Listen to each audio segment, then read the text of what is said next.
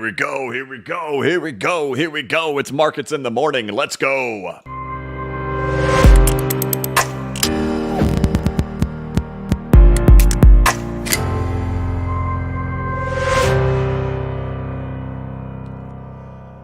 Hey, what's going on, everybody? This is the blockchain backer bringing you the latest cryptocurrency news and analysis. Welcome to Markets in the Morning. Today is Wednesday, May 24th, 2023. Welcome to Markets in the Morning, where we take a look at the price action of the cryptocurrency market, including Bitcoin, XRP, altcoin market, as the stock market, U.S. stock market, gets ready to open here in the next 10 minutes.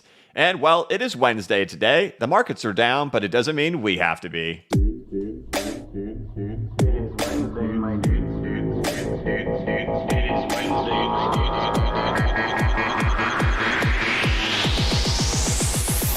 It is Wednesday, my dude.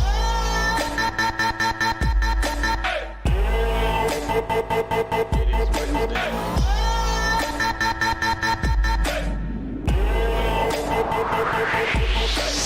dudes.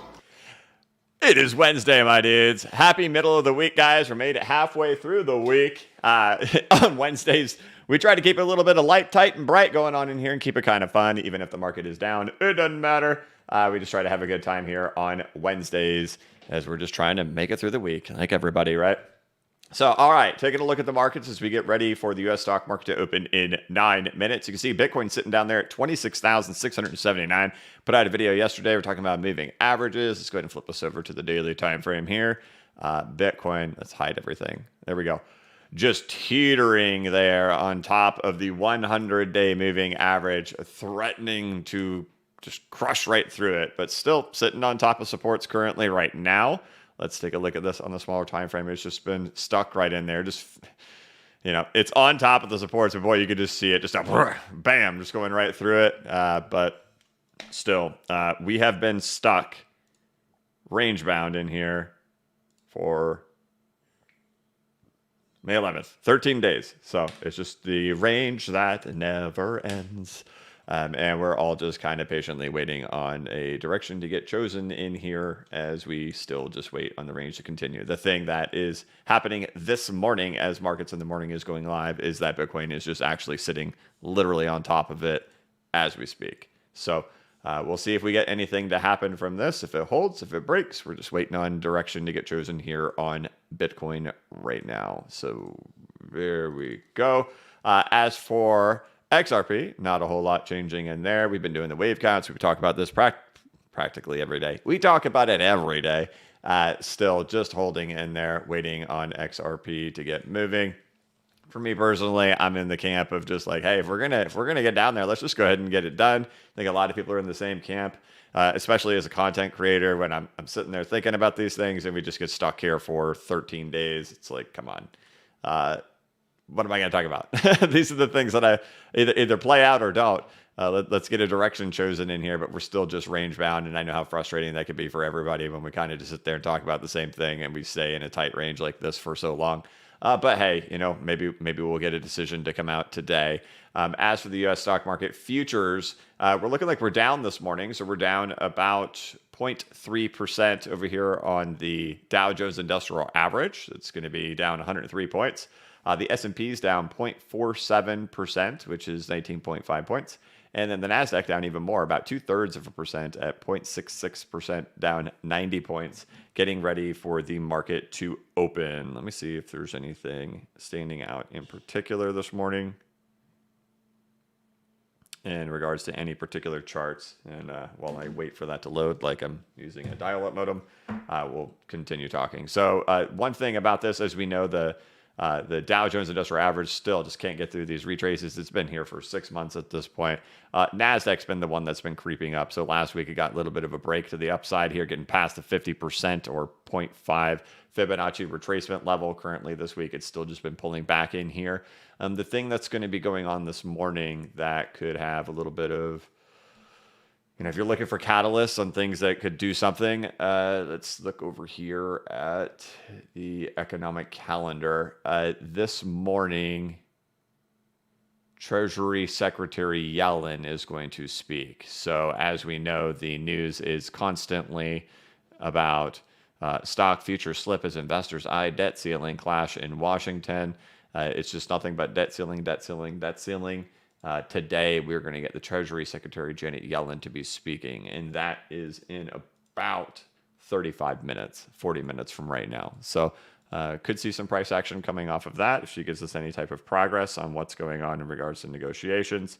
Back to talking about stocks that will be opening this morning. It looks like most of the market's in the red. The only ones that are slightly in the green are, just to even call that slightly in the green, Amazon is up 0.01%. United Healthcare is up 0.04%. So coming off of yesterday was actually a pretty decent fall. You saw the Dow Jones fall 231 points. You saw the NASDAQ fall 177 points. It's over 1% in a day. That's a pretty decent sized move to happen there in the stock market yesterday. So as we head into today, coming off of a red day yesterday, we're looking at another red start today, this morning for the stock market. We got Treasury Secretary Janet Yellen speaking in about 40 minutes, likely giving updates on what's going on with the debt ceiling. Everybody's worried about that. Stocks look like they're heading down. Short dated yields still up. I saw something crazy yesterday on Twitter. Let me see if I can find it really fast. Might be that guy. Come on, get lucky. And I found it. Okay, here we go. We'll pull this up.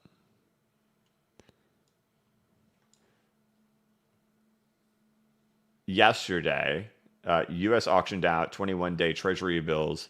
The U.S. auctioned out 21-day Treasury bills a few hours ago. What was the yield? 6%. Maybe that debt ceiling thingy is affecting stuff. Don't know.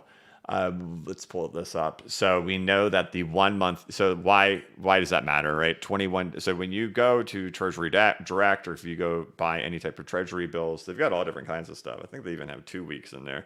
You could buy, 3 weeks, which is 21 days, or you can buy 4 weeks, which is what the 1 month is. It's actually a 28-day Treasury bill. But the 3-week bill is even inverted over the 1 month bill. And why? Well, because 21 days, of course, puts us past that June 1st deadline. So you're getting a 6% annualized yield on a 3-week bond or 3-week bill.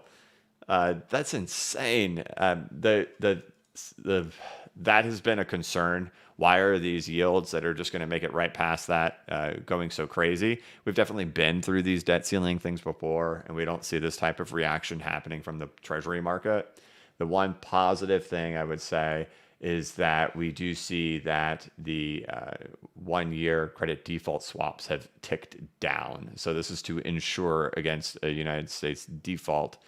You can go back through history, you see how high the credit default swaps are. Every single time that we've had a debt ceiling standoff happen, the bond market called the bluff on it. This is the first time we've seen this. And this is the great financial crisis peak way back over here.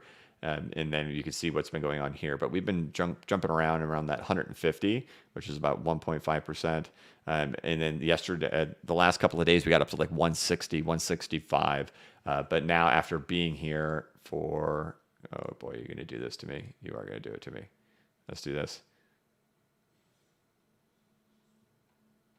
Right, we stayed here at about 150 for some time, got up to 155, and then boom, we just had a pullback happen here in credit default swap. So maybe there's some optimism of resolution coming, but we're not seeing that quite yet over here in people willing to YOLO into 1 month bills or 3-week bills, like you just saw yesterday in the auction on the 3-week bill. The concern that those are not going to get paid. They're yielding 6% annualized rate.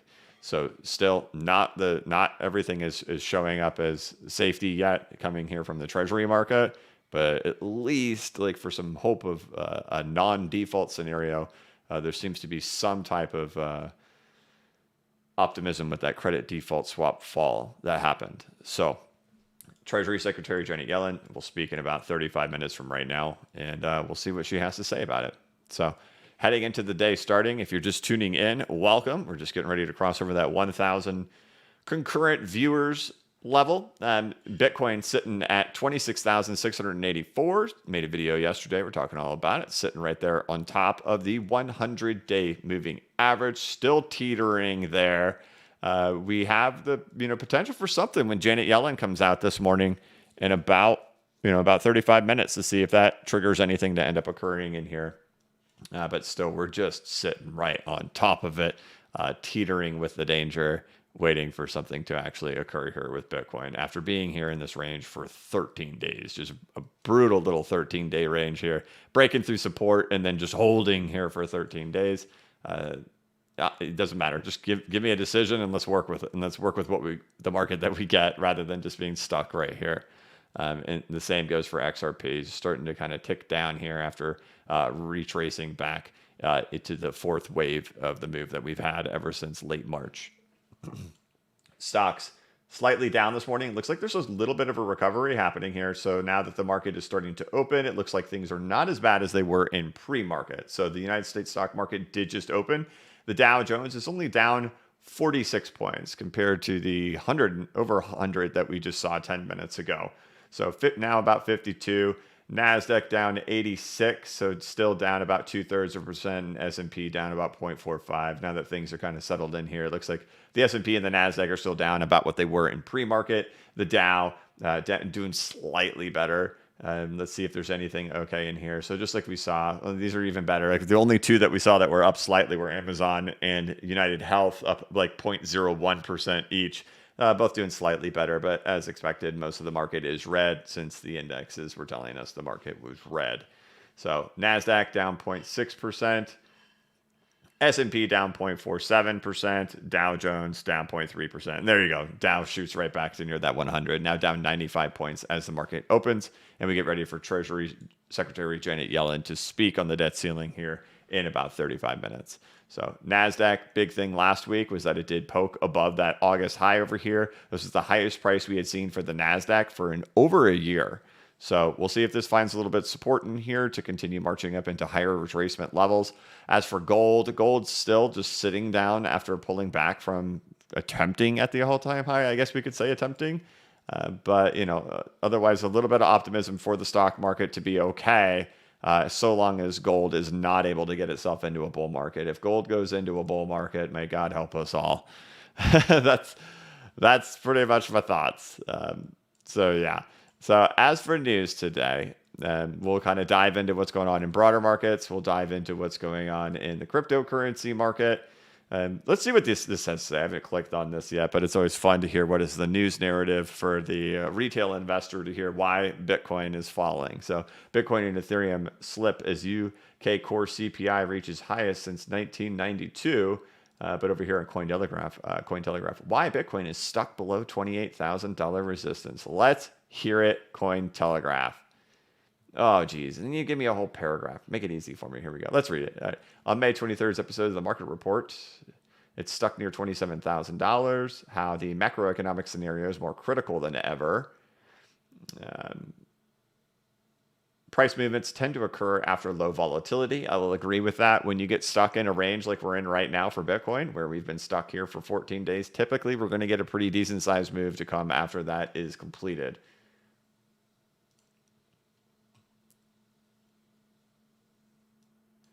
Peckman does not believe the U.S. Federal Reserve decision on June 14th will be the trigger everyone expects because it's relatively priced in that the current 5% rate will be maintained.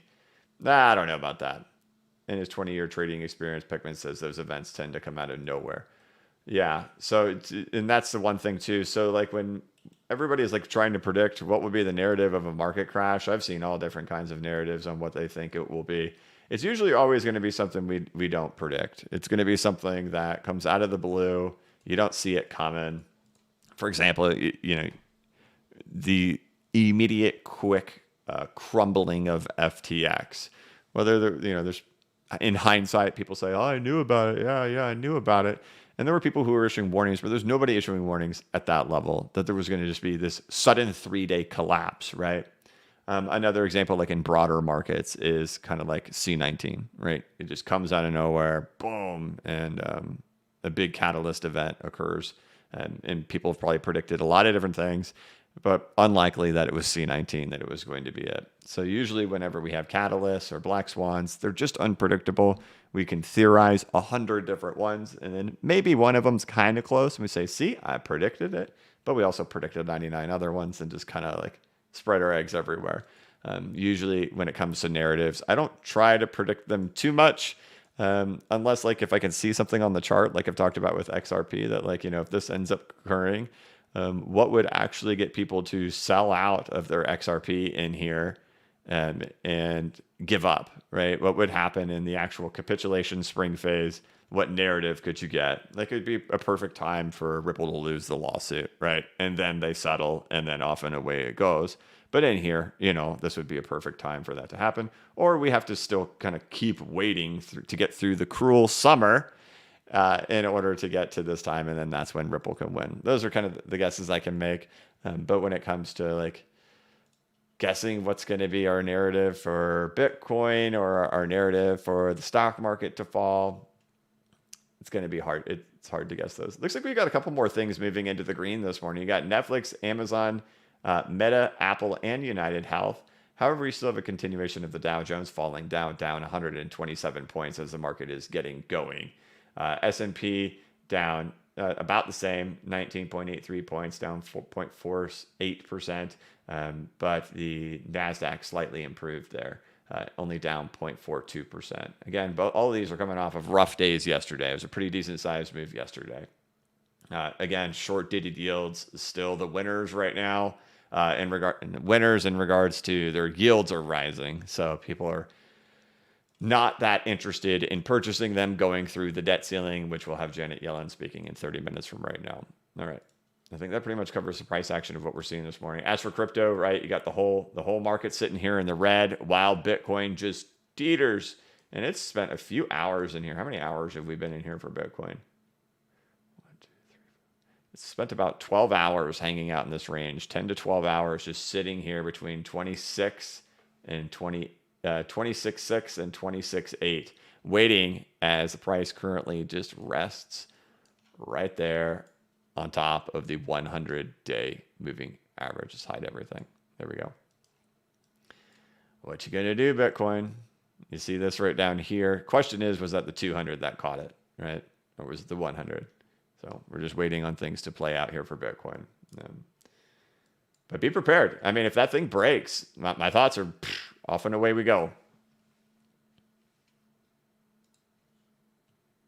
And the Dow's not giving any signs this morning that we're too optimistic. Now down 155 as the market gets going.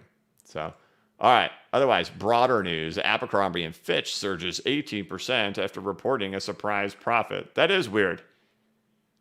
When I was a teenager, Abercrombie and Fitch was really popular. You were the preppy kid if you wore Abercrombie and Fitch. But you don't really see kids wearing that anymore, I don't think. So I'm surprised they still do well. But okay, Meta has started its latest round of layoffs focusing on business groups. Citigroup to spin off its Mexico business through an IPO. Stock futures slip as investors eye the debt ceiling clash in Washington. The debt limit talks stall as time runs short to avert a U.S. default. The debt limit doomsday clock. What June looks like for the U.S. Treasury. And Passe raises specter of a rare Treasury auction delay.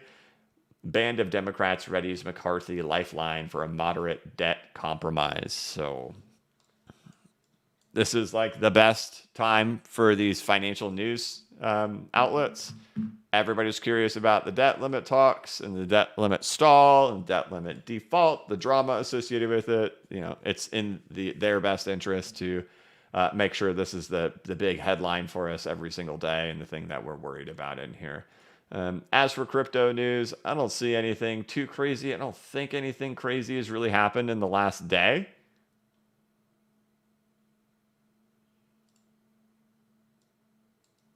Hey, look at this. We're on Cointelegraph here. Hottest story with the most views right there. Well, we got to read this. Everything XRP holders have been shouting has been confirmed. Pro XRP lawyer. Look how many views this has.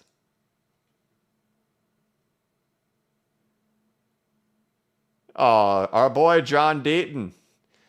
An obscure footnote in a Ripple opposition brief from 2022 could play a role in the ongoing battle between the United States Securities and Exchange Commission and Ripple, according to pro XRP lawyer John Deaton.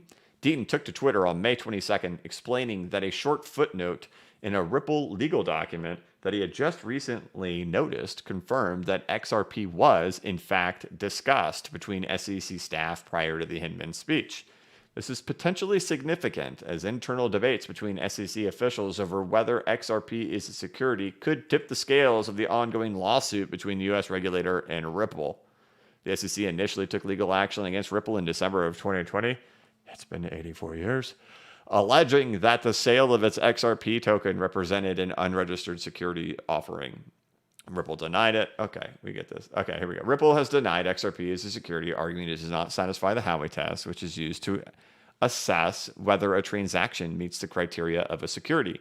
The footnote, which Deaton believes comes from a third party outside of the SEC, stated, "There are reasonable grounds to conclude that XRP does not satisfy all elements of the Howey analysis and is therefore not a security for purposes of the federal securities laws." In May of 2022, in a May 22nd Twitter Spaces hosted by Fox Business journalist Eleanor Terrett, Deaton argued this clearly states that XRP was discussed because somebody at the SEC cited this person saying it is not a security, or they forwarded the email within the email chain. This is kind of inaccurate. They didn't do a Twitter Space. It was more of like a kind of like a Zoom call between Eleanor and Deaton that they did live. While Deaton noted, I'm going to get to this. Deaton says, "I'm 95% confident that the statement, reasonable grounds, etc., is someone other than the SEC official. It's still big news. It's in these litigation emails, and it proves what we all thought." While Deaton noted that the SEC made no comment on the record if XRP was ever internally discussed, he did reiterate that back in June of 2018, XRP was the third largest crypto asset behind Bitcoin and Ethereum. In former SEC Director Will Hinman's speech, he stated Bitcoin and Ethereum were not securities, and it appears that some of the SEC staff may have believed XRP should be treated no differently than Bitcoin and Ethereum, according to Deaton. There we go. That was a lot of reading. Holy cow. Anybody following that stuff should have already known all that, but some of you guys don't. All right. That was a hot story. Why is Ethereum price up today? That must have been yesterday because it's down today. Let's take a look again at the cryptocurrency market as we're now 12 minutes into the U.S. stock market being open. We're still down over here. You can see Bitcoin just sitting right on top of the 100-day moving average, waiting to see how that thing is going to play out in there. XRP is still sitting right here at 45.5 cents. The Dow is the thing that's kind of taking a puke on itself right now, down 160 points this morning, coming off of over 200-point fall yesterday. Looking over here at stocks, you've got a couple of them that are up. You got Netflix, Amazon, Apple, United Health, and Meta, and Microsoft. Otherwise, the rest must just be isolated in these. In the Nasdaq, you must be like every smaller cap must be down today, and that's what we're observing here on the Nasdaq. Was last week's break above the August of 2022 height, giving us the highest Nasdaq price that we've seen in over a year. Gold still struggling at the heights. Nothing really changing here as the market gets itself going. And yields, I think we were looking at 5.5% earlier, now 5.54% for the 1 month, coming off of yesterday's insane 3-week Treasury bill auction, which yielded over 6% annualized yield. So, okay. As for economic calendar, again, Treasury Secretary Yellen speaks. I guess I don't know how to do math. This has now moved 38 minutes from right now till Treasury Secretary Janet Yellen will speak. And that, as we all know, headlines everywhere that we have the debt ceiling approaching. And of course, this is the big news. The short-dated Treasury yields are giving no sign of things are going to be okay. All the short-dated yields are screaming, panic. The best news is the credit default swaps have started to fall. So this is to insure against a credit default or a United States default on the 1-year yields. So this is an improvement. As you know, we are the highest we've ever been since the great financial crisis. The credit default swaps have called the bluff on on Congress for the last 13 years. It's the first time they haven't. So good to see it pull back. That's like a sign of optimism. Accelerating and continuing shows that they have less faith that they're going to be able to do it.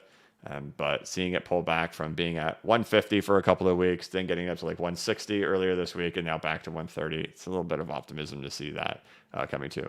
All right, Bitcoin, here we go. 26,627. Are we about to get the break through the 100-day moving average happening in here? 26,632. So we are technically below it currently right now. 26,635 as our morning gets started. You can see we had not pierced it these last two times. We have now just pierced the 100-day moving average. Is our range getting ready to break? If we're going to, for me, it's just get on with it. Let's get it done. But like I said at the beginning of this, if you're just tuning in, just because the markets are down, it doesn't mean that we have to be.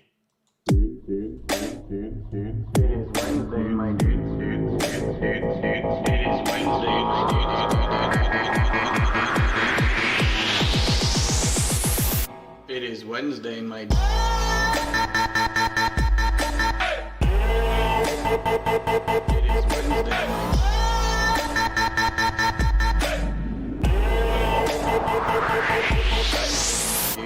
Happy Wednesday. Happy halfway through the week, everybody. We're almost there.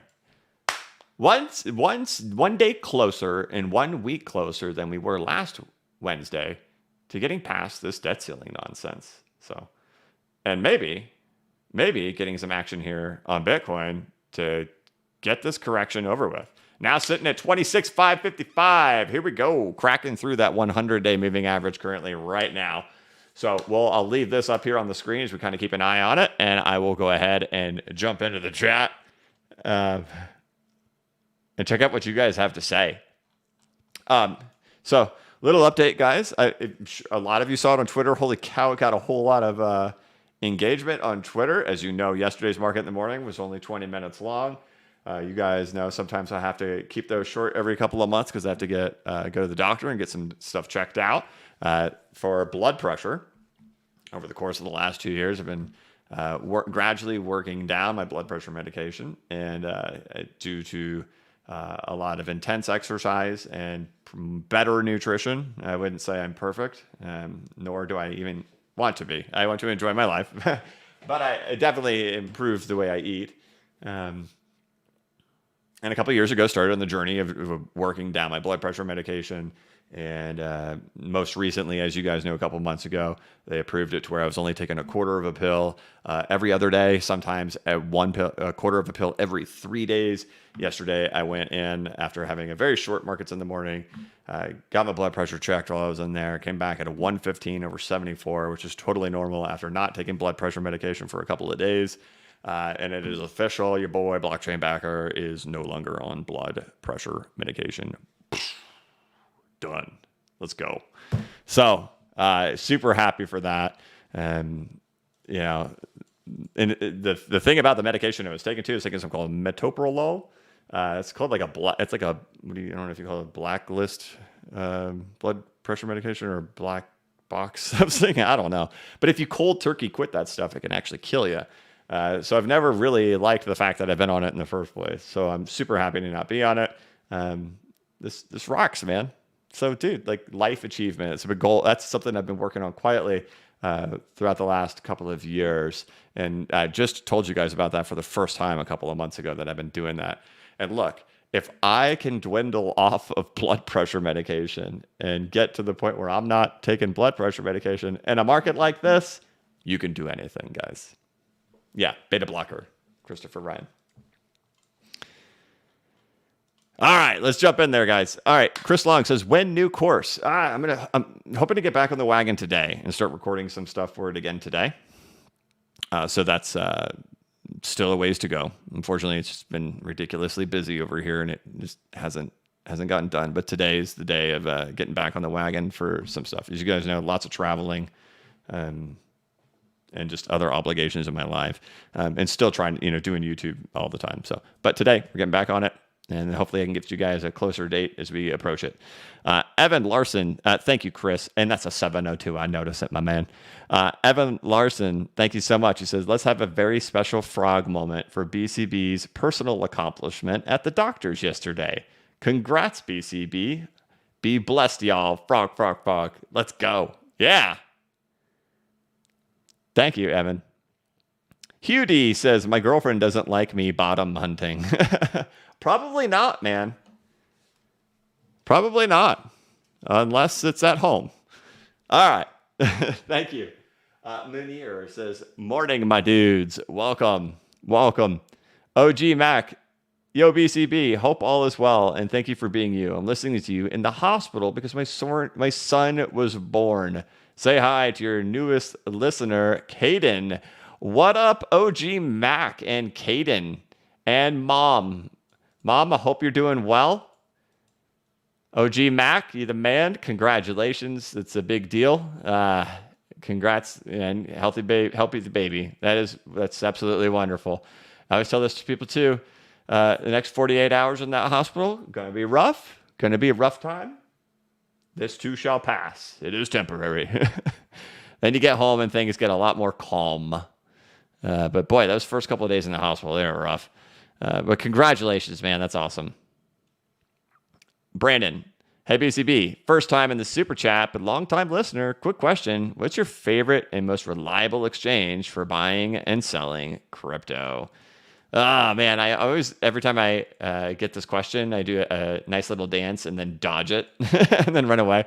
The thing is, I don't recommend exchanges to anybody. Oh, look at Bitcoin going, cracking through that 100-day moving average. I don't recommend them to anybody because I've been in crypto long enough that it seems like every cycle exchanges come and go. I remember the 2017 cycle, the things that were really popular were Poloniex, Bittrex, and Bitfinex, and then various other like lower stuff. But then, nobody ended up using Poloniex. I understand Bittrex just filed for bankruptcy. I've considered Bittrex dead since 2018. I've considered it long gone since 2018. But exchanges come and go. And then what happened with FTX? FTX, like, geez, man, like the thing looked like the safest place to be. I mean, the fact that you're watching the World Series and you're watching baseball all year long, and every empire of every game and of the World Series has the FTX logo plastered all over them, you assume totally good. And then not only that, there's an entire stadium, right? Miami, the Miami Heat, right? FTX Arena collapses, right? So it's like, it's a personal choice, right? I mean, the ones that are perceived as the safest, of course, are Coinbase, right? Then, if you kind of, that's the only publicly traded exchange, crypto exchange that's out there, right? So then, you kind of just dabble into other stuff. And in the end, keeping your crypto on the exchanges, we watch these exchanges come and go. So popular ones out there, they're going to be like Uphold, KuCoin, Mexi, Bitrue, and just because I'm naming these doesn't mean I'm very confident in them, but they're the ones that are popular. Of course, Binance, if you're international, right? Here in the United States, we can't use Binance unless you're using a VPN, which I don't do for that type of stuff. But yeah, it's a choice, man. I don't have any of them that I could say is most reliable. Right? Even Coinbase, like the most popular exchange in the world, or in the United States at least, I don't even consider them like super reliable. We've watched them go down during peak volume times. That's historically what they've done. And another thing to take note of is that Coinbase has been very vocal about this new Coinbase One feature that they have. Think about writing up a thread on it and kind of calling it out, because I've actually subscribed to Coinbase One for the last 6 months. And it's advertised as no trading fees, right? Pay $30 a month and you have no trading fees. But what you will notice, maybe this is exposed, is that I don't need to take credit for it. If somebody else wants to run with it, go for it. Do the research, though. Do it right. Prove the point right. Is that if you notice when you are buying assets on Coinbase, and I'm not talking about if you're using the advanced feature. So if you're just buying it regularly in the basic form, that let's say you type in, I want to buy $250 worth of an asset, you will see a particular spot price. And then when you get to the checkout screen in the order review, you will notice that the spot price of the asset you are going to buy has risen. So like if we were going to go try to buy Bitcoin right now for 26,345, when I go type it in, it's going to say 26,345. But then when I get to order review, the price will go up by $400. So it'll go up to 27 something, 26,700 something when I get to try to buy it. I've run a test and can confirm that the Coinbase One customers are actually not getting what they're advertised at getting. They're advertised at getting no trading fees. But what is actually happening is the price that change that happens between placing the order and order review increases more for Coinbase One customers. They are taking that trading fee and working it into the spot price at a higher level for Coinbase One customers than they are for basic customers. So they're advertising free. I'm going to write a thread on this. Silly for me to even try to explain it. But what is happening is Coinbase is raising the spot price higher on Coinbase One customers, the ones that are supposed to be getting free trading fees. The way they're recouping that and falsely advertising it is raising the spot price higher on Coinbase One customers. And I did this by communicating with Coinbase Basic customers, people who do not pay for the $30 a month or $29.99 a month for Coinbase One.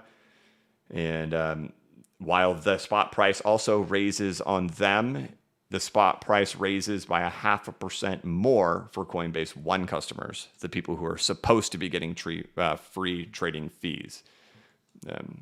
So your question is, which is your favorite and most reliable exchange? Coinbase is the only one that is publicly traded, right? So it's perceived as the most reliable, but we've watched what happened with FTX, which was also perceived as very reliable.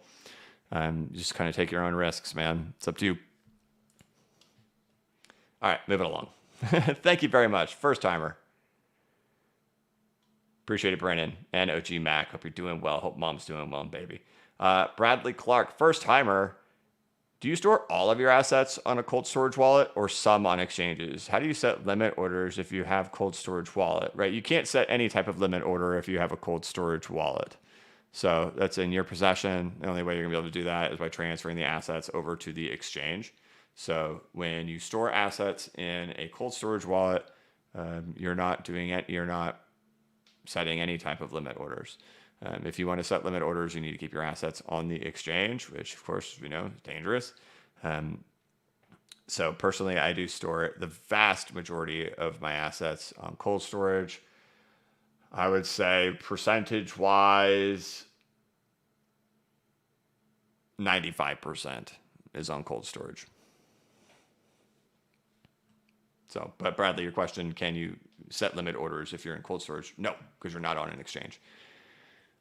Thank you so much. So, Cash Me Outside, new member, what's up? Thank you, Cash Me. And Whiskey 2, my dude, Frog Day likes count for double, right? Like the video. Morning all, let's get after it. Happy Wednesday, everybody. Hit the like button. Number one way to support the channel. All right. Thank you, Whiskey 2. Good to see you regularly again, man. That was weird not having you here for a couple of weeks. Crypt Keeper says, how you feeling about Ledger now? Nano S doesn't have the recovery feature. Sounds only like the Nano X supports that opt-in. Yeah, so, one thing is not for me not to panic about it, right? So I'm, of course, not, the thing is, I don't have like a Nano affiliate link in the description of my videos, right? So this is a great opportunity for influencers to push people to a different one, right? But I'm, so I take that into account. Like, are we really like, Are we really being serious about this? Are we going to give them an opportunity to reply? I think just sitting back watching what's happening, they recognize they have completely screwed up. I also think there is the high probability that they need to have some way to. I don't know the answer yet. The thing that I would say. So here's the theories. The theories are that they are intentionally doing this to give the government a backdoor. And while that would sound super conspiratorial, why would they want to do that? The one reason I could see why they would want to do that is that Ledger sells private equity shares of their business. They have the intention of going public at some point. And my bet is if they want to get the approval to go public at some point, that's probably going to be a requirement. And if they want to go public and if they want to have a real value proposition to be able to sell shares of their company, of their business model, they probably need some type of recurring revenue stream better than just the super huge swings that come and go of selling, nano ledgers. And, what happened with FTX, that sparked a ridiculous amount of ledger sales. Just ridiculous, right? And, are those numbers representative of how they will perform in the future? Probably not. And I bet their sales have fallen off a cliff now that all of that has come to a conclusion. And they're trying to find ways to bring in revenue again. Because I'm betting they're not making a lot of revenue right now when they were after FTX. It was probably insane. It was probably amazing for Ledger. And now the pink cloud is gone. They're not on cloud 9 anymore. And they need to have a provable, sustainable business model and not being so here's our business model. Every time an exchange collapses, we run the not your keys, not your coins campaign, and that sparks. So we are dependent on exchange collapses. Not the best business model. Probably need a recurring revenue stream. So I'm thinking it's probably that they need a recurring revenue stream to come in, and it can't just be, the massive swings that happen in nano ledger sales. And there is that potential, that conspiratorial, that maybe they have to provide backdoors or something because they want to become a public company. And if they're going to get the sign off of the SEC, maybe, I don't know. So I'm giving it a minute. They've been trying to do PR, and they've been stating that, they're not going to roll out the feature yet. And when they do, they're going to open source it. So there are people who are much smarter than me at all this technology stuff of open sourcing it and understanding everything. And I'm going to give them the opportunity to review it and see. So right now in particular, I'm not terrified. I also don't think the government's coming after my crypto right now. But at the same time, I don't want to leave that door open. So if it becomes mandatory that I have to leave that door open, I will leave. I will walk out the door. But I don't think we're there yet. But I don't think Ledger has handled this well at all. It's been terrible. So the recovery feature sounds stupid. That's my thoughts. It's something so here's the thing. It's something nobody asked for. And then when they got pushback on it, they said, no, you do want it. I'm like, no, I just told you I don't want it. No, you do. No, I don't. So I don't know. They need to get their S together. Thank you, though. Crypt Keeper. Ryan Rendon says, I love Wednesdays and our BCB Frog fam. Yes, Wednesdays are always fun. Let's do this. We got to do it. We got to jam like this.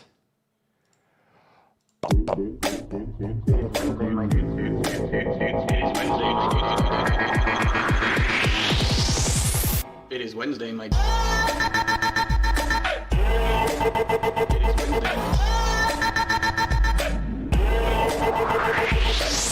All right, there we go. 1.5x. There we go. Frog's wild in the chat. Thank you, Ryan Rennan. XRP Market says, blockchain backer, really can't thank you enough for being our beacon of light during this challenging phase in the market. Thank you also for making Wednesday the best day for me and all my dudes. You rock. Dude, Wednesdays normally suck, right? I get DMs nonstop. I get text messages. I get just like, it's Wednesday, guys. I'm like, I know it's Wednesday. There's just like frog emojis everywhere. It's like, let's go. You saw Eric Martins' tweet this morning with Elizabeth Warren. Hilarious. Thank you, XRP Market. Remember 2 months. Thank you very much. Oscar Hernandez comes in and says, it is Wednesday, my dudes. Then Oscar Hernandez comes in and gives 5 blockchain backer memberships, followed up by Ryan Rendon doing the same thing, man, you guys.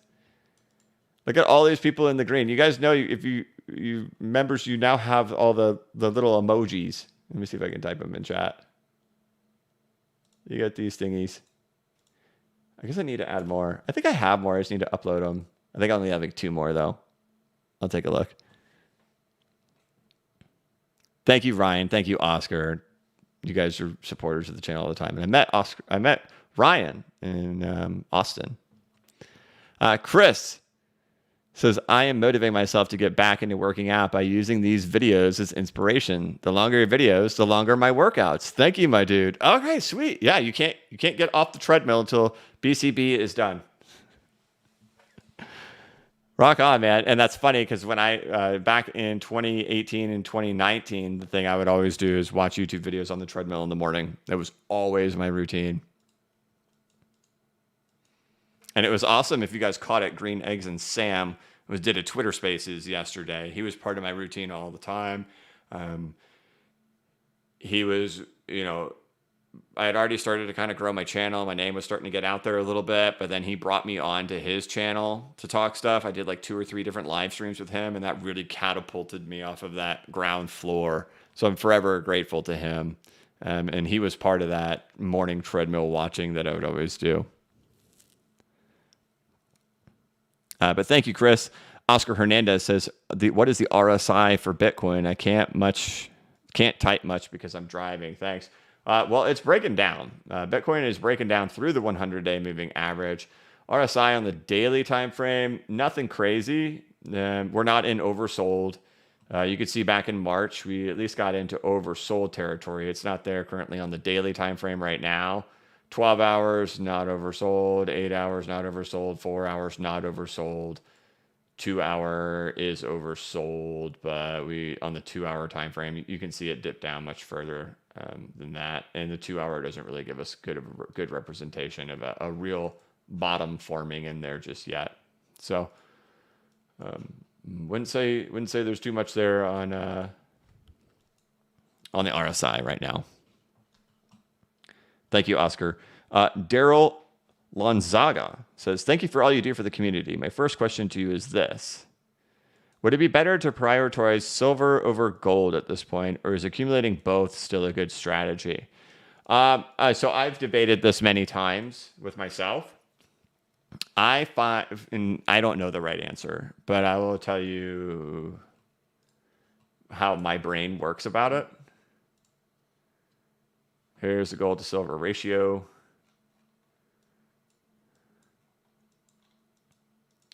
You pretty much have to guess, so you can see where the gold to silver ratio sits right now, right? It sits right here.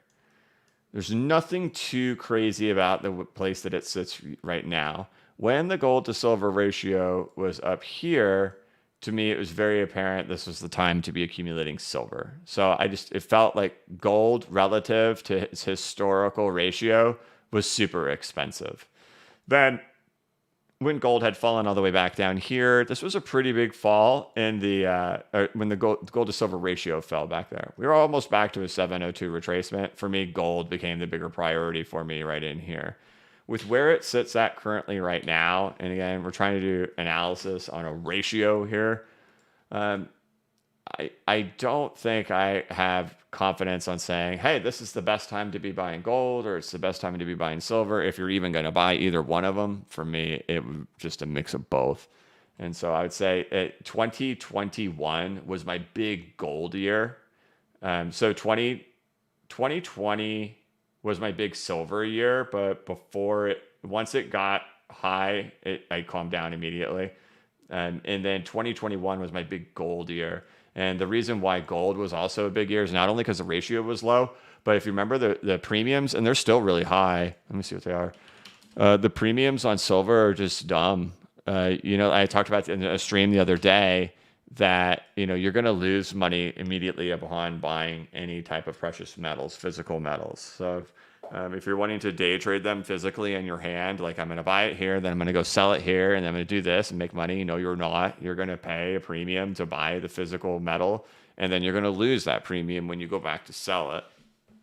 So the thing is, silver premiums are just silly, like 15%, but gold premiums were only like 2 to 3%. So it was just like nobody was interested in gold. Everybody's chasing the Wall Street bet stuff, and I was like, I'm not touching what this Wall Street silver stuff is.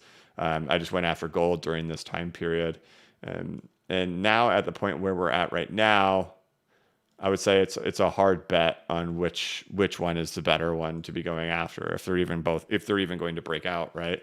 So I don't think there's in my view, this is my opinion on taking a look at a ratio chart, I'm not sure if there's really a right decision. So like if I personally was going to go say, I'm going to go buy $3,000 worth of metals today, for me personally, I'd probably divide it between both. Not because it's too hard to tell at this. One of them isn't in extremes. This was an extreme. This was an extreme. We're not in an extreme right now. All right. That's it for that.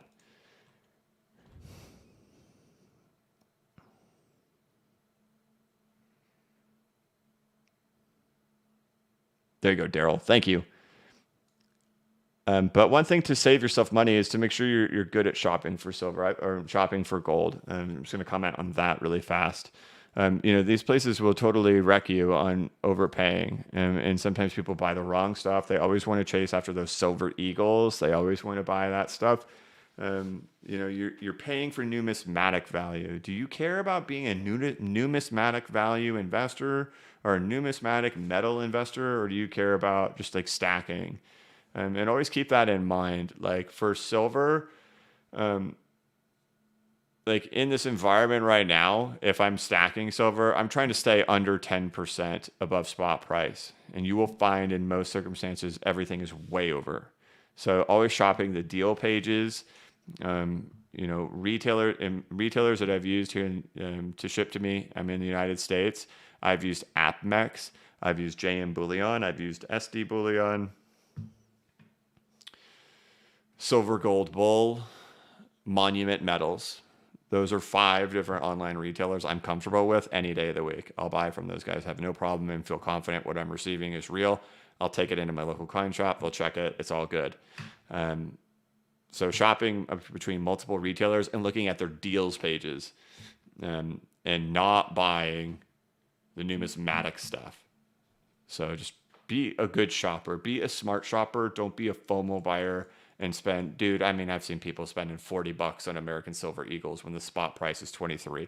Like, you're crazy. You're never going to get that back. Ever. Never. You threw your money in the trash can by doing that.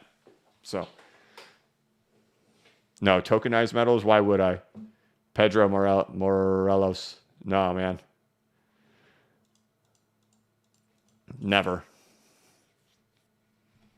I buy the real deal.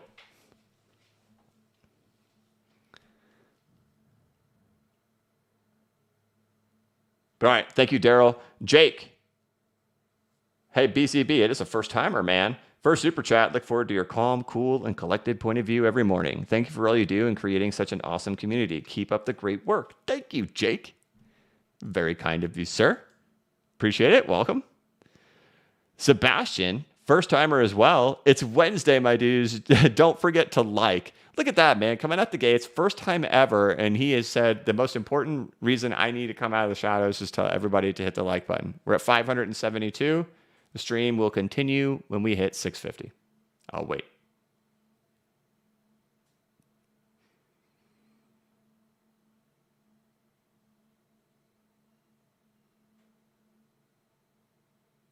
I'm dead serious. We're waiting. We're getting to 650 and then we'll start back up.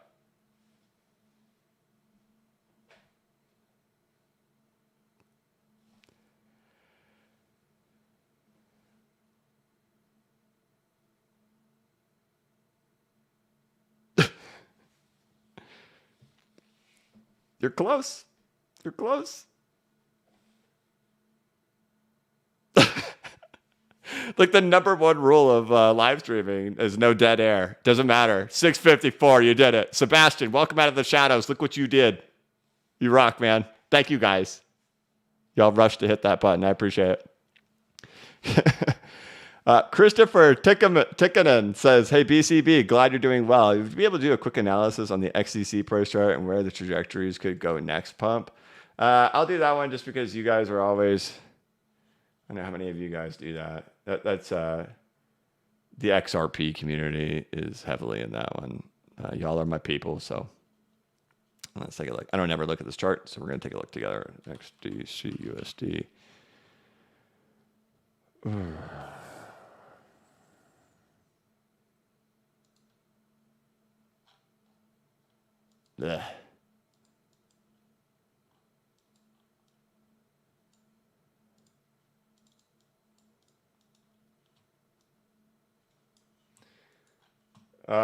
Okay. Peaked August of 2021. I'm gonna do a couple of things here. Go like this. Right, everybody, am I looking at the right chart? 3 cents per XTC, is that correct? Do we get a market cap chart of XTC? That would be really nice.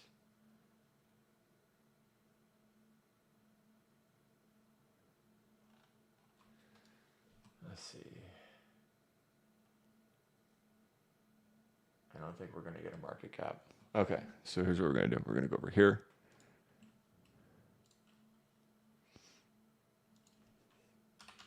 So this, if you don't care about XTC, that's fine. I'm not big into it either, but kind of teaching you a couple of things here if you want to look at it.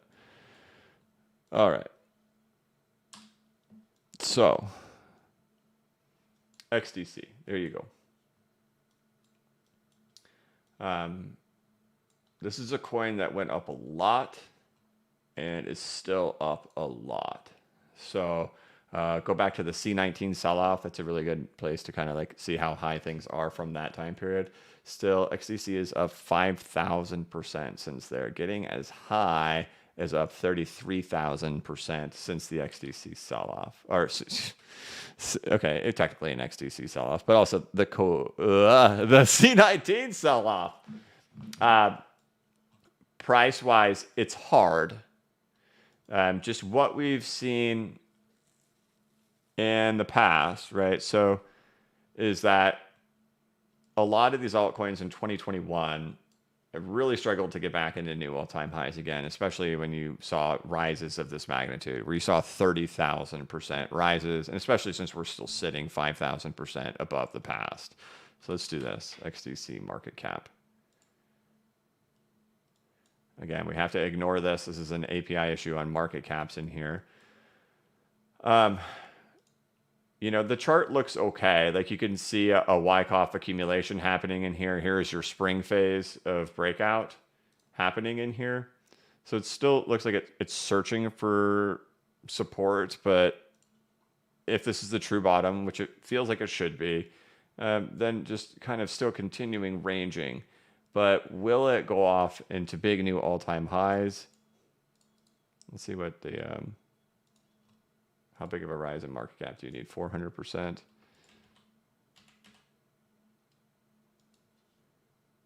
What is the ranking of XDC currently? XDC. Current ranking 90. Okay.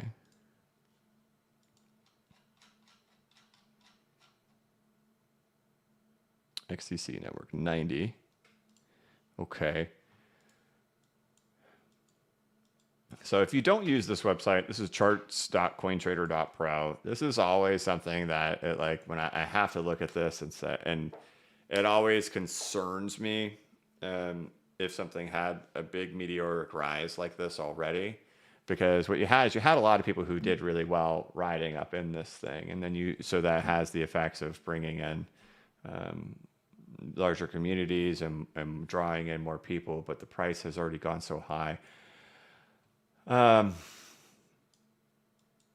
That's my only main concern here. You know, the thing about XDC too, if they grow with more developers, and I got a DM from them too, they were saying, and I'll give them the benefit of the doubt. They said, you know, on the developer report on Electric Capital, it shows only 4 full-time devs for XDC. It shows 9 total, so that includes part-time and one-time, but 4 full-time. They said they're going to get back on getting that updated correctly. So there's room for like more developers to come on. It's room for it to get to be bigger, but just the question is it? Price chart wise, you don't get much clean action from this. This is a hard count on me. I would say it could be a 1, 2, 3, 4, 5, ABC, 1, 2, 3, 4, 5. Boom, that's your bottom right in here. This is our low. The question is, how will it recover to get back to the upside? You know, we saw something like this with Ethereum, right? So as Ethereum broke here, pulled back, it spent like a year and a half down here. So XDC is already at 1 year being down here.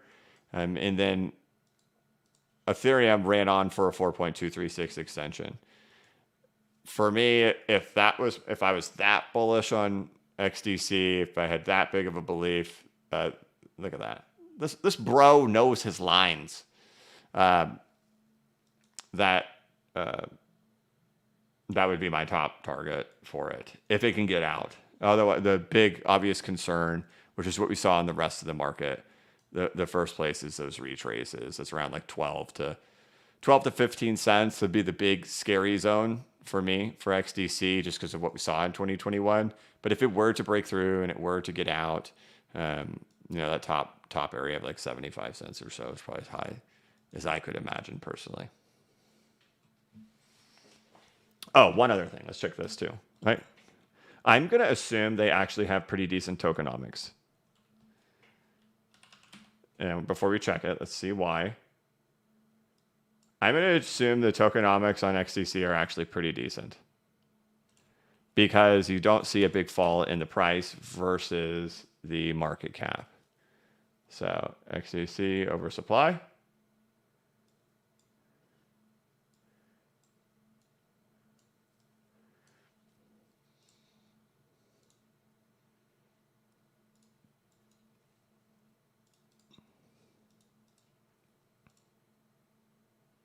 Since August of 2020, so in the last like 3 years, is that accurate, guys? They're up about 13% in supply over the course of 3 years. Looks like maybe you had one big token unlock or something that happened here in February 2023. Right, but otherwise the inflationary rate prior to that token unlock, is that right? Could it really be that little? You guys would know better than me. But these are things I always check. Like if I'm going to be thinking about getting to that 4.236 extension now, I'm having to check these supply dynamics, because the market caps may get there, but the price chart won't. But the tokenomics look okay.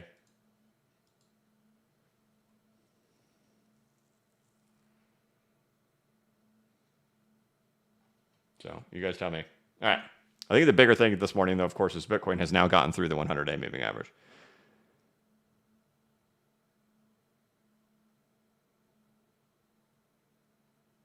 But the general answer to your question, hey, can you do a quick analysis? I mean, it looks like it's bottoming. It looks like it's still trying to work out its bottom. It looks like it had a Wyckoff accumulation and it had a sign of strength breakout, and now this is kind of the pullback phase of it. But it's just pulling back with the rest of the market. I suspect it will be able to hold its lows, and then, you know, after the market can turn itself up, you know, obviously the thing just on everybody's eyes. And I was digging through some old spreadsheets too. Let me see if CoinMarketCap still does this.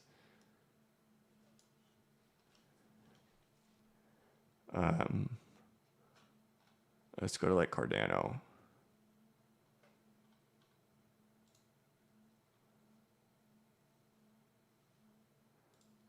More info. Do they still do it?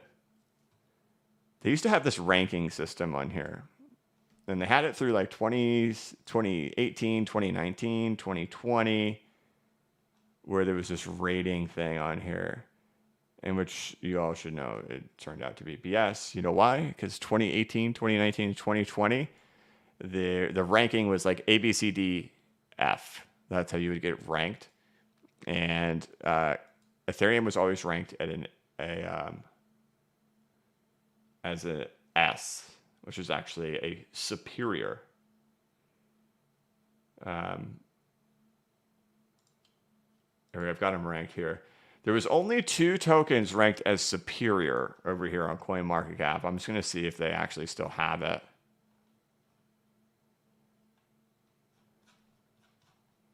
Do they still do it? More info, maybe? No. Analysis. This is TradingView. They don't do it anymore. But Bitcoin had an A rating, and its point score was 887. Do you know who the top scorer was for like 3 years over here on CoinMarketCap? The top scorer, Bitcoin, 887, ranked number 3. Ethereum, 910, gets a rank of superiority. Who was number 1 for 3 years? This is what all the new people don't understand. Who was it, guys?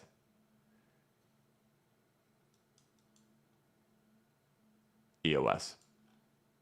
EOS. Number 1 ranked on CoinMarketCap for 3 years. Blockchain backer, what about EOS?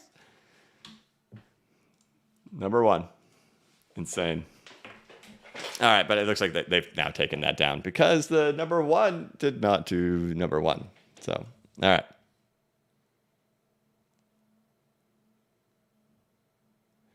Make sure I don't miss anybody. So, Sebastian, we got you. Christian, we got you. Zoltan, Mr. BCB, always real. Thoughts on the Upstart stock? I don't know about it, man. I'm unfortunately, there's a lot of crypto stuff. I'm not gonna be able to pull that one up right now, man. I really appreciate the super chat, but I'm already. Let's see, when did you do that? 22 minutes ago, buddy. I'm gonna have to pass on that one, brother. I don't know. I've never looked at it before in my life. Daniel Bridges, but I appreciate the support. Daniel Bridges, hey BCB, can you shout out to my 7-year-old son, Roman Puentes? He loves your videos. Roman, what is up, my dude? I hope that you know. Hey, what's going on? I always love it when people send me their kids doing that. Kids rock, man. Thank you, Daniel and Roman. I hope you have a great day, buddy. Hope you're getting ready for the summer, dude. It's almost here. Sick Thinker. Man, gifted 5. Thanks, brother. GSML says, BCB, when's your next family vacation? Our family loves the national parks, Grand Canyon, Yellowstone, etc. Breathtaking. Check them out. Happy Wednesday. Dude, thank you so much. And that's a great question. I don't know. I don't have one yet. I do know I do need to plan something for the summer. I haven't decided yet. I have too much on my plate. I got to get this dang course done and get the merch out. Once those things are done, then I can start thinking about it. Right now, I'm in focus mode. Get your stuff done, BCB. And my wife and I always joke with each other and be like, "Hey, you need to get your life together." From one time when we went to the airport, and sometimes you can take a shuttle. You can park off the airport and then take a shuttle. We were getting on it, and this chick said to her, "Dude, you need to get your life together." And we're just like, "Holy crap, dude! You suck." It's always our inside joke. You need to get your life together. And that's where I'm at right now. Can't think about vacation until I get my life together. All right. I don't know yet, GSML. It's a good question. I need to get my life together, and then I'll figure that out. Oscar Hernandez with a gifted membership. Thank you, man. Dylan Augusti. And Oscar, you're such a huge supporter. I love you, bro. Dylan Augusti. Thank you so much. And he's a first-timer. Hey, BCB, you mentioned last week in a video that Casper's market cap chart looks way stronger than its Wyckoff accumulation structure that in its current price chart. Can you please elaborate? Man, you guys love Casper. I see people type in the chat. Casper's a sleeping giant that nobody knows about. Trust me, all of you know about it. No, so the chart looks way stronger than the market cap chart. Well, I'm not sitting here saying it's going to break out into a new all-time high, but what I'm saying is Casper is like one of the only ones that its market cap has gone back to hit the all-time high. It has hit the December of 2021 all-time high. So this is far different than what's happening on Casper. The reason Casper's price chart sucks is because they inflated away the supply terribly. That's the all-time high on the market cap, and then they inflated the supply away. So, I just check when I see inflations at this level, I just check to make sure who was the one who benefited from all that. Who's the one who all the money went into their pocket? Because it went into somebody's pocket. And if it went into like staking rewards or development or something like that, okay. But look here, Casper's price chart is down 80% off the height from November of 2021, but the market cap just set a new all-time high.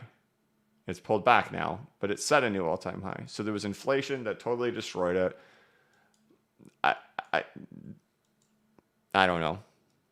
If people have answers for that, that's great. But I haven't gotten any DMs or tags to say here's why it was inflated so stupidly. I just don't like that stuff. And for Filecoin, I want to love that. I want to love that. I want to YOLO it. I want it to be one of my biggest bags. 133% annual with no signs of cooling off on that. How can I, dude? How can I, man? Can't. So, I don't know. That's why there's such a huge discrepancy between the market cap. The market cap hit an all-time high. Show me how many market caps have hit an all-time high from 2021. Not many. Personally, I don't think I've seen any. That's the only one. Problem is they added so much supply to the market. Somebody benefited from it. Just who was it? Who was it that got all the supply? Who stole the whole market cap? Somebody asked, what about Caspa? Wasn't that one shilled by content creators that crashed and crumbled? Who knows, man? That from years ago, right? Paid influencers on a coin or something. All right. Thank you, Dylan. Hope that answers, buddy. Paul Adrian, the Romanian community salutes you, BCB. Yes, look at that. The Romanians approve. Thank you. Thank you, Paul. George Alexandropoulos. I hope I say that right. I always go for it. It's a very long word. Alexandropoulos. Happy Wednesday, my dudes. Showed my daughter the frog song, and she loved it, and even got her teacher to play it in school. Yes. It's a part of our day now.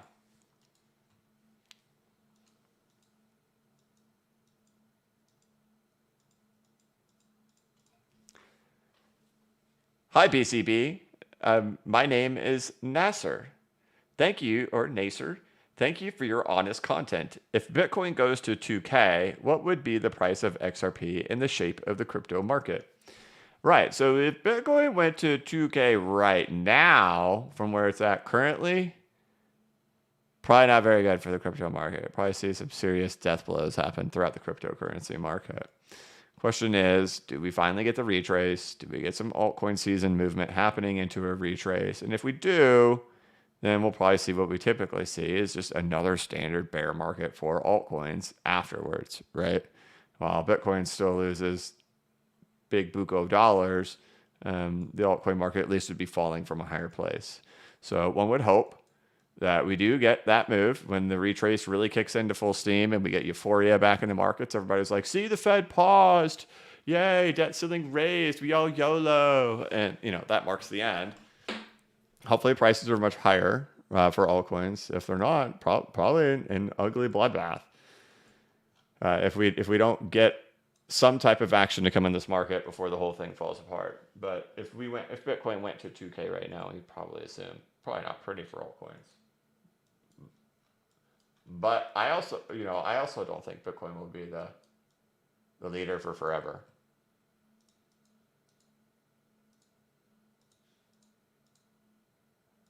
thing's off there. Jeez. Okay, yeah. There we go. Daily.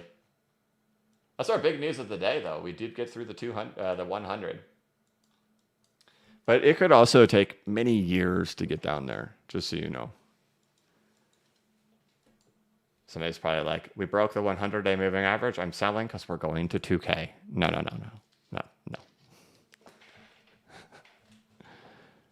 But yeah, it just depends. We have to see market action play out first. If it happened from right here, it'd probably be pretty bad.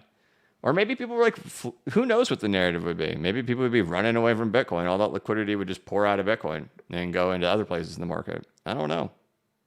It would be, you have to understand, that would be an event we've never seen in crypto.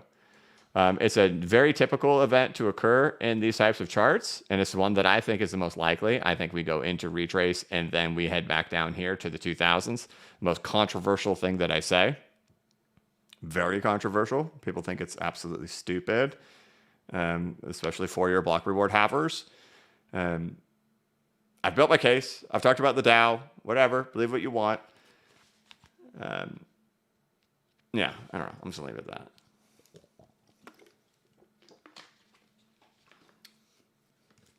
All right. Let's not get into that. I do think that's where we're headed eventually, but it's not something I'm worried about currently. I think we have excitement in the market first.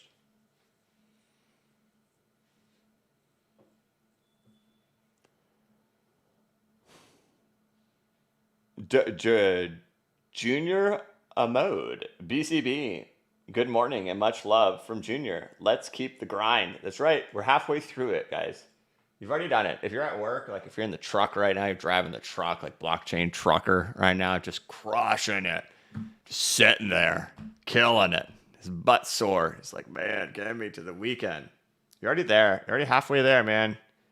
You got up on Monday. You did it. You did it on Tuesday. Now we're halfway through Wednesday. Then all we got is Thursday.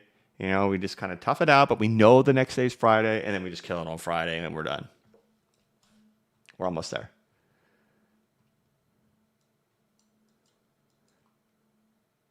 Oh, this is awesome.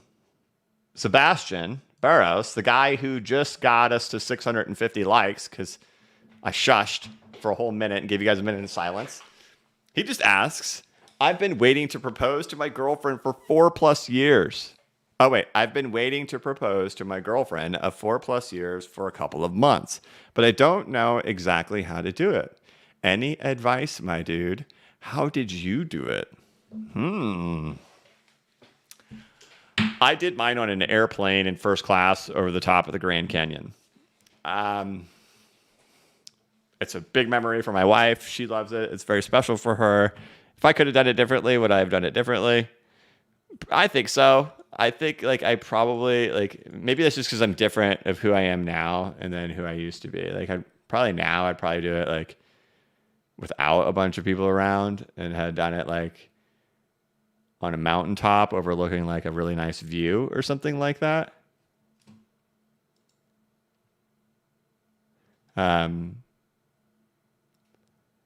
But you know, to each their own. I think you have to read your own situation and see what's special to your partner, right? I know the second I got the ring, it was burning a hole in my pocket. Burning a dang hole in my pocket. And here, I'll give these guys a shout out. You know, you can buy a diamond ring, a real diamond ring, a nice diamond ring for half the cost on the internet than you can in like your big box jewelers, right, guys? You do not have to go spend all that money at that big box jeweler. You can buy it online.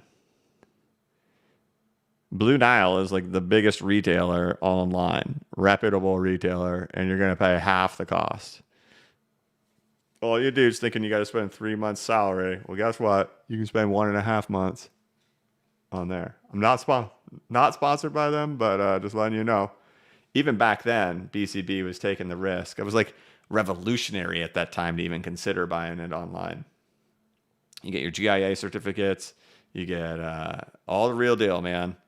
Telling you, you get to hand select your diamond. All those diamonds you see in the store at like your Zales or whatever you got out there, those diamonds are junk, dude. They're talking like SI2s, SI3s, right?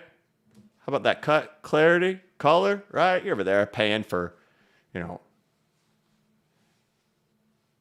H and I colors. Man, get yourself some nice G color. Get yourself that VVS1.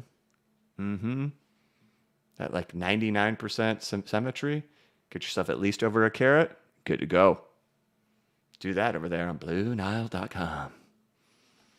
Not sponsored, but they should have paid me for that because that was a freaking bomb ass. Whoops. Sponsors, just a little spew there. All right. Not sponsored, for real. But yeah, gentlemen, get your life together. You know what I'm saying?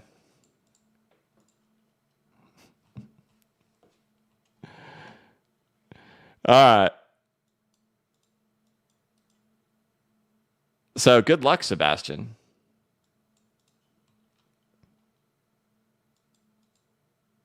Octane Whale, do you think that Bitcoin will backtest the 100-day moving average? That seems likely, but we haven't even closed the daily candle below it yet. So let's just get there first. Let's see what happens first. Maybe we'll go all the way down here today. Who knows? And here's the sad part. We technically haven't left the range yet. Yeah, we've broken the moving average. We haven't like technically left the range. Like it's still, we've seen these prices in the last 3 weeks. You know, can we finally get down in here? This is when I will start going bananas. Been patiently waiting. Still nibbling, right? Nibbling. Been hard to hold off on nibbling at the market.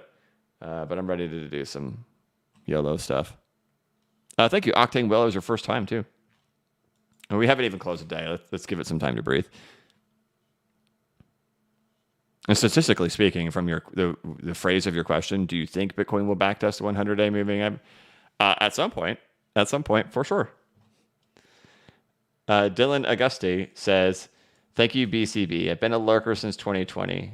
It's just August with an E on the end. So let's do this again. Dylan August. Thank you, BCB. I've been a lurker since 2020. It's just August with the E on the end. That E always screws everyone like my crypto portfolio has screwed me. Yeah.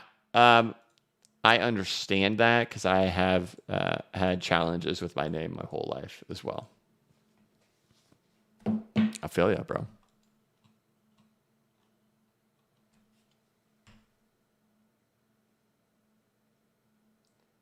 What is an expensive gift? I see Texas Takeover and Eric Martinson. Eric Martin is shaking his head. Okay. All right, so that's where we're at, guys. We are through the 100-day moving average. Bitcoin sitting at 26,347. Hey, wait a minute. Janet Yellen should have already talked by now. I've been over here yapping my mouth. Hey, look at that. And you guys read my thread over the weekend? Look at that. I still have all my stuff on here. It has sentimental value to me now. I can't get rid of that chart yet.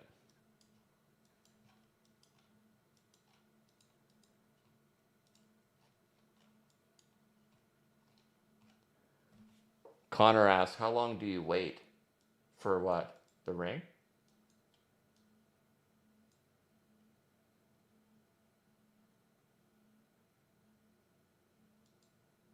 Alpha Trader says, hey, BCB, you previously mentioned a probable situation of collapse where the bubble for the United Health pops. Where do you currently sit for that, right? So even like at the beginning of the stream, I mentioned that most likely none of us are going to guess what the actual thing is that actually ends up making it all fall. A lot of people think, default on the market, the government doesn't really like to take blame for things. And so, like, you look at this situation, you say, well, is the government going to literally be the one to blame for the markets completely crumbling on themselves? Historically, that's not their MO or their way of doing things, to allow the narrative to be literally their fault for why everybody loses everything. That's how you lead to not good situations. So typically it's got to be something that is totally nobody's fault, right? And while I don't know, I have no clue what it will be. The one thing I do know is that United Healthcare is just a big, fat, massive bubble. Hasn't popped yet. And that it represents more than 10% of the Dow Jones Industrial Average. So something to do with that. And well, when things fall, typically we have to have answers for why, right? It can't just be that. Well, let's see, what you have to understand is that really for the last decade, prices got really overheated because we printed a bunch of money and people just kind of YOLO'd and we just allowed leverage and all that stuff. And that's why it just got so high. But now it's just coming back to fair pricing. That's not usually how it works. It usually comes with something happens to explain away price action. Show me a chart, I'll tell you the news, right? Cliches can possibly be magical unicorn, fairy dust, puppet master spoiling, puppet strings, god, or a simulation is my preferred method to say something will happen. But, you know, it is what it is. I think that's going to be a guess of mine. And it's only because it's the biggest thing in there. And I think there's a chance. Sorry. I do it again. I actually figured out what happened, guys. You guys ever heard me? Oh, my stuff all just closed out on me. You guys ever hear me say that? I just watched myself do it. I see what happens when I do that. I go in to click on a tab, and then I hit an X on another window, and I lose you guys. Okay. Either way, man, a lot of Doom talk today. Why are we talking about Doom today? I guess it's red price action brings out the Doom questions.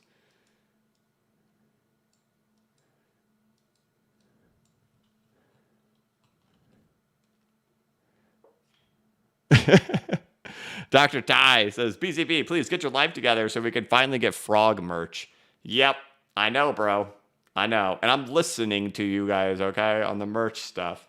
I always feel super indifferent about it. I bet it's only like 10 or 15 people who really want this stuff. So we'll just do like Dingus. We'll do Wednesday, my dude. Well, I guess I can't do that because the kind of branding kind of blocks. But, we'll do frogs and we'll do, I don't know. I don't know what we'll do. I have no clue. I'll just make a bunch of things and you guys tell me which one you want.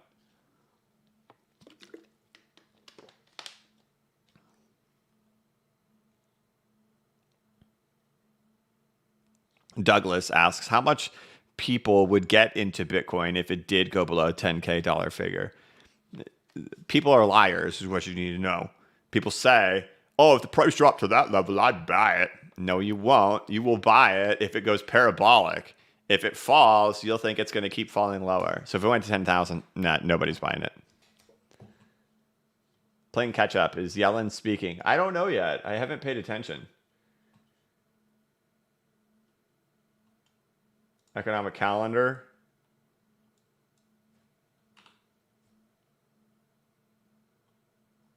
Did she already speak? She must have. I don't know.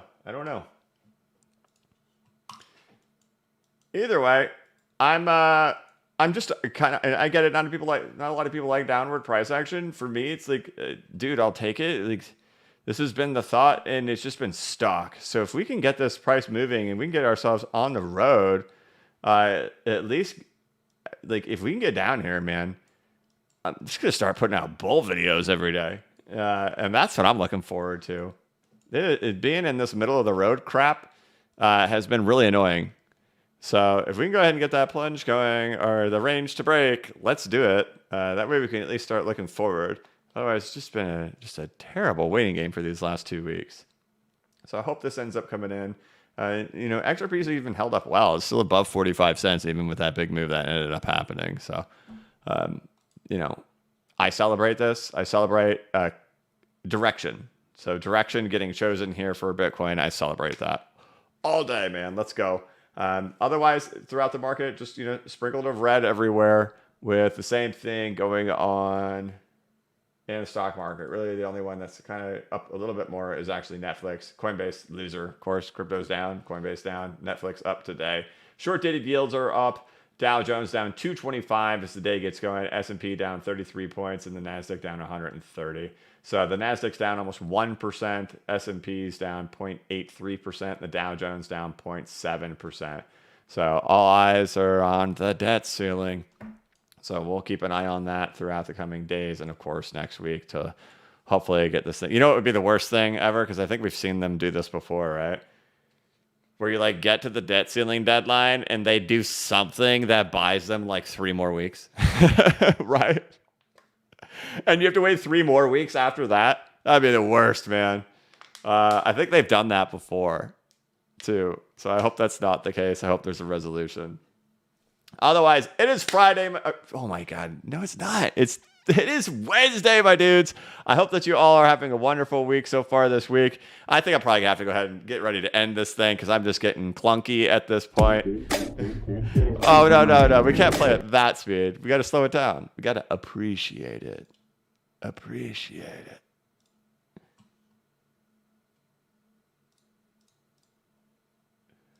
There we go. All right, we're ready. It is Wednesday, my dudes.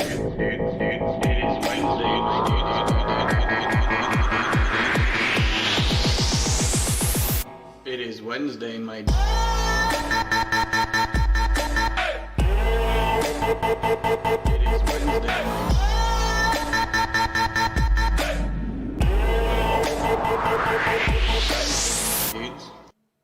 All right.